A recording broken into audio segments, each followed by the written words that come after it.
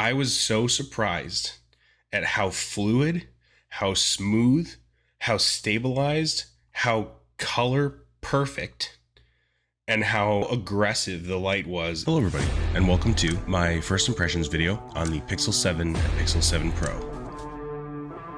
Finally. So first off, I want to preface this by saying that up to this point, up until today, I have not really been looking forward to the Pixel 7. I mean, it's going to be an iterative update. I figured it was more cosmetic than anything else, but today changed my mind. Due to the Stadia shutdown, I'm still kind of mad at Google, I won't lie. Trying to decide if I should, how invested should I be in this company or this ecosystem. And today may have changed some of that, so keep watching. So I work at AT&T. That's how I'm able to get some of these out. So last year, thank you to everybody who watched. I made my first 100,000 views video, which is now up to like 130, which is incredible for my numbers. I had 100 subs at the time, and now I've got 1,200. So still working up, but we're getting there. But I wanted to discuss a little bit about how I feel about the devices and what has changed my mind since yesterday. Let's start with the Pixel 7. This was kind of what I expected when I opened up the device. It has a very flat screen, which I'm happy about. Almost to an edge.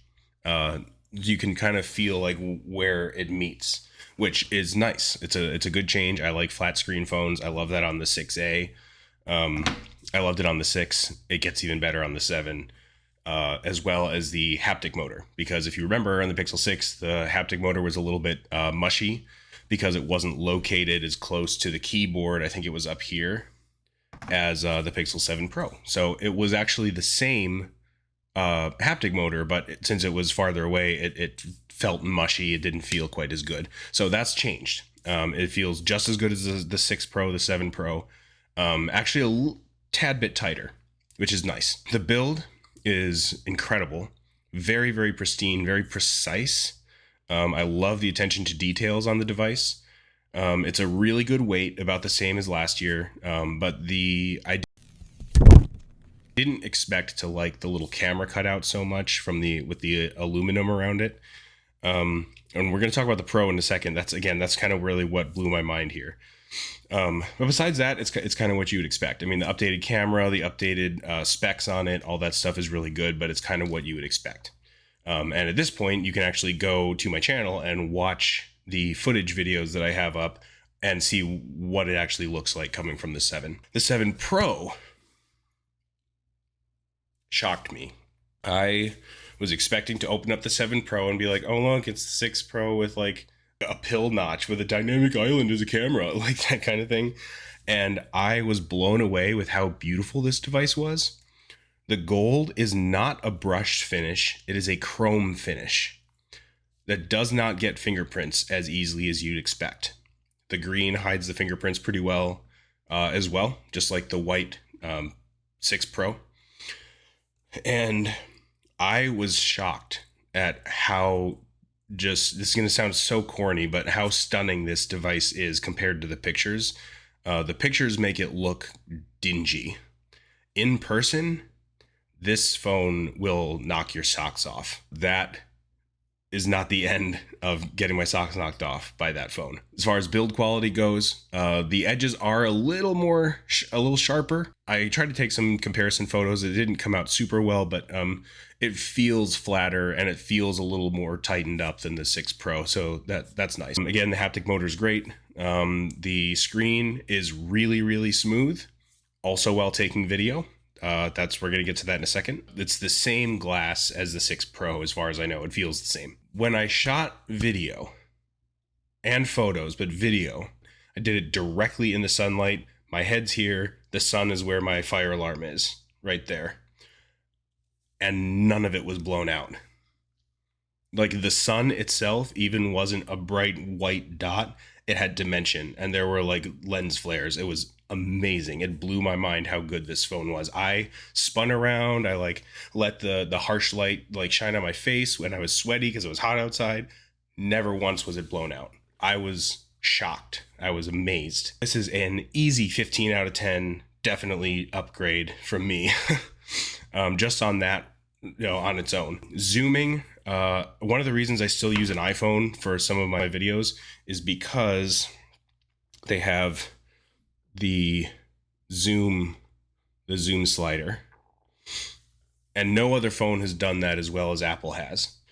It has haptics with it. It's smooth. It doesn't like lag and hitch as it, switches lenses.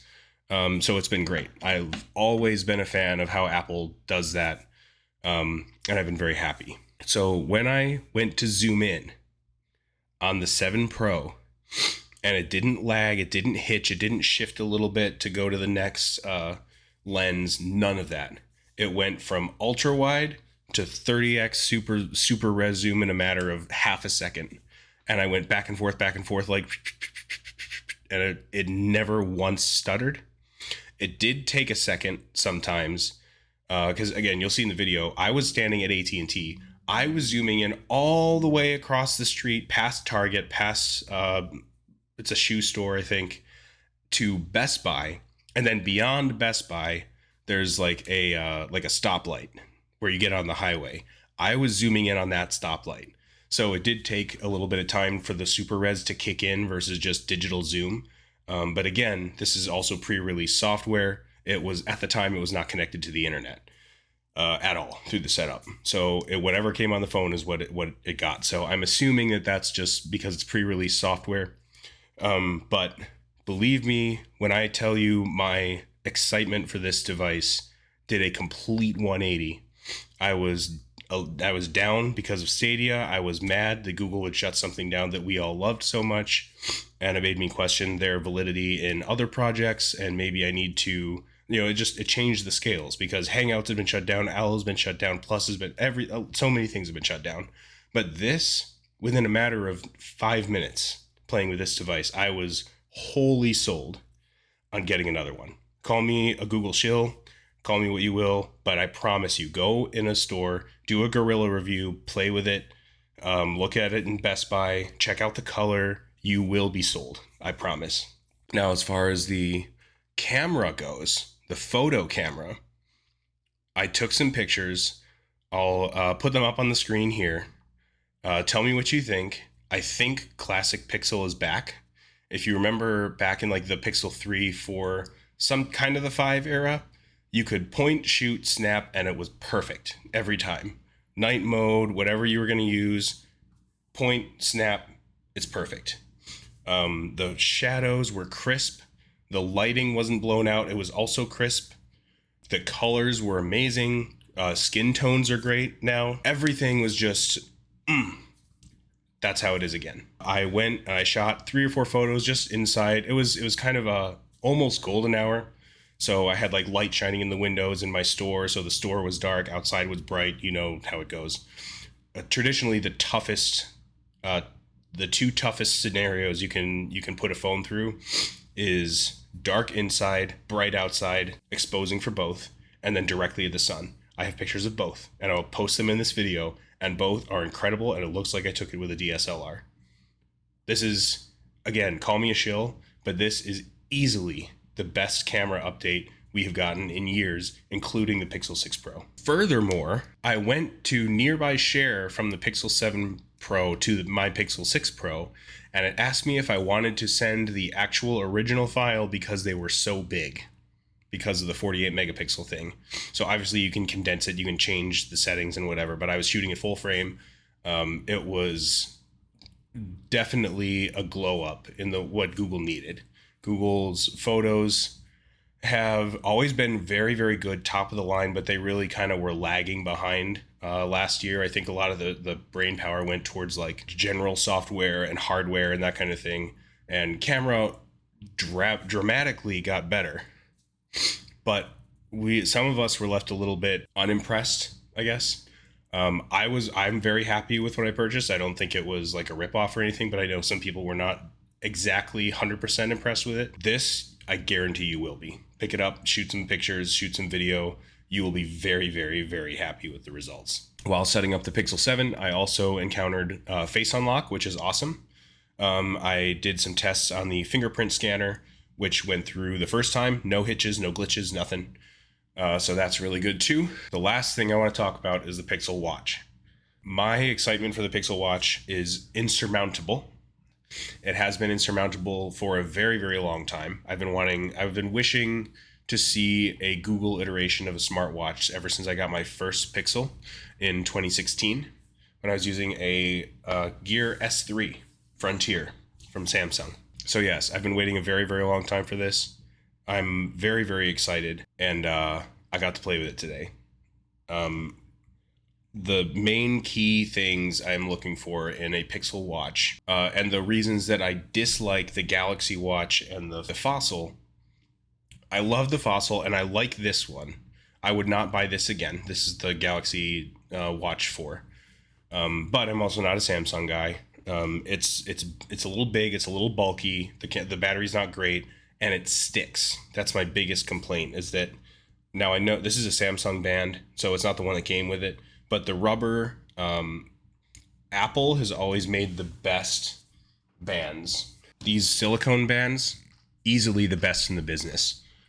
Seconded by Fitbit. Fossil and Galaxy haven't really matched the feeling of these, because when rubber gets wet or sweaty, it usually gets sticky, and this doesn't. So whatever they do with this is magical. It feels like this. It's like if Apple made a Fitbit band and Google made the watch. It's really, really good. It's solid. It's a really nice weight.